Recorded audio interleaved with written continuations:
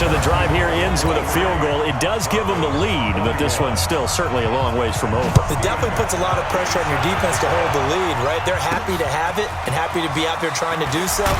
But I know as a former player, in the back of their mind, they're thinking, why don't you score the touchdown and seal this thing? The Bronco offense now set to come back out onto the field. And on that last drive, went for it on fourth, turned it over.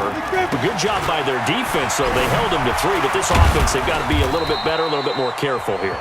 And sometimes when you see these calls on fourth down, when they decide to go for it, it's not necessarily the coach saying, I believe in my offense. Sometimes the coach saying, I believe in my defense. I can afford to go for it here because if we don't get it, I don't think we'll give up more than 3, and that's exactly what happened. You think that factored in? I do. I think that he had that in his mind going into the game, that I'm going to be aggressive on offense because I know I've got a defense that can hold up their end. 16 yards, a first down. They held him in check in the first half, but that's his longest carry of the game right there. So would this be the definition of fresh legs since he didn't get much done in the first half? Now he has a great opportunity. He's taking full advantage of it. Let's go, let's go. Get it. And he will find Ridley. That's complete.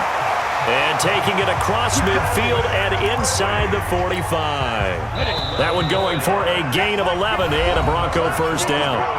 2 minutes remain, and that's our score differential as well. 2 points here in the fourth quarter.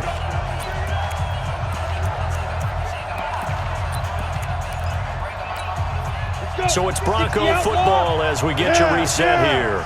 And let's see what they've come up with offensively after having time to talk it over. Boy, the run on first down, a disaster as he's tackled well behind the line of scrimmage. That really sets him back. A loss of 6. For those who watch the game and want to question the courage of the guys who play on the corner, how about when you see a toss sweep coming your way, yet you still go into the backfield, get past the blockers, and make the tackle? That's big league. They try to throw on second down, but this one is incomplete. I want to go back to something you said in the first quarter about winning. Is it a positive? It is a positive. Okay. About winning the turnover battle. As a visiting team, as an underdog, you were right. They've done just that, and look where it's gotten them. It's part of the formula. When you go on the road, as you mentioned, being an underdog, winning the turnover battle is a big key, and this one's playing out in this one. And he gets this one to Ridley complete. And they'll wind up getting this one all the way down inside the 20. Now the Seahawks going to use the first of their timeouts, and they'll be disappointed to have to burn one there after giving up the first down. So the big play means just like that, they'll operate from the red zone now on first down. They go back to the ground now with Barkley. And that play going absolutely nowhere as he's belted before he could get out of the backfield.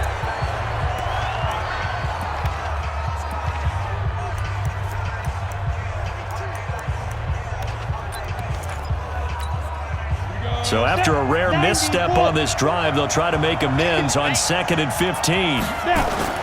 They'll run it again with Barkley. And he's brought down just outside of the 10 at the 11. Now the Seahawks forced to use their third and final timeout as they'll head to the sideline and talk over what to do next.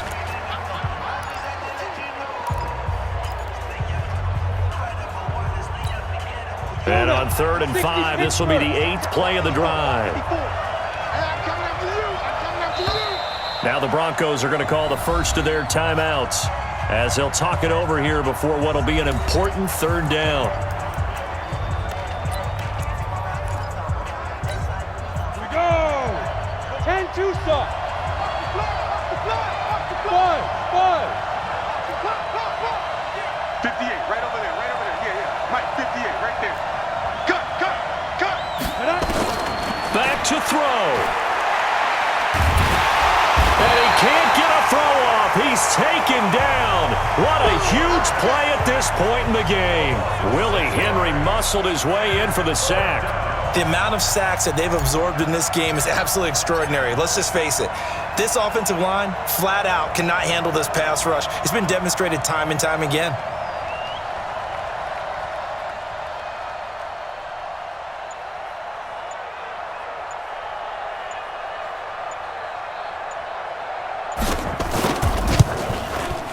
And his kick is good. And the sideline celebrates as they have taken the lead in the final minute. All right, so time to reset here. It's a huge kick there, gives them the lead, but they've got to be careful that their celebrations aren't a little too premature. You're exactly right about that, because there still is time for the other guys to run a few plays and get into field goal position. So this defense is going to need to come up with one final stop if they're going to get out of here with a victory. Here we go. So Wilson and the Seahawks down 24-23, 30 seconds to go. A field goal wins the Super Bowl, but work to do here on 1st and 10. It's caught, Lockett. And he gets this one just shy of the 40, down at the 39. That one good for 14 and a Seahawk first. Nowhere to escape, and he goes down. Devin White in there to make the sack on what will be the final act in this ball game. And the Lombardi Trophy goes west, and it goes to the Denver Broncos, your Super Bowl champs. And their remarkable season ends in the most remarkable of ways. They get to put next to their name, Super Bowl champion. And they can't ever take that away, can they? Nope. That lasts forever. So good to see the emotion when it's all said and done. You see the hugs, you see the guys sharing, the collective happiness. Makes me want to carry you around a little bit on my shoulders to celebrate the triumph. And congratulations to them, a fantastic season.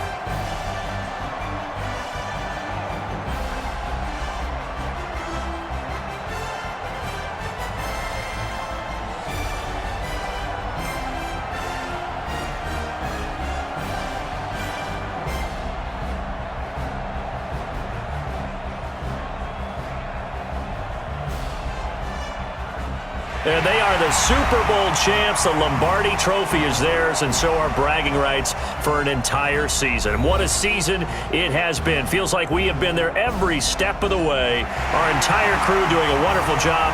Thanks to my broadcast partner, Charles Davis. For all those guys, I'm Brandon Gaudin signing off. We'll talk to you next season right here on EA Sports.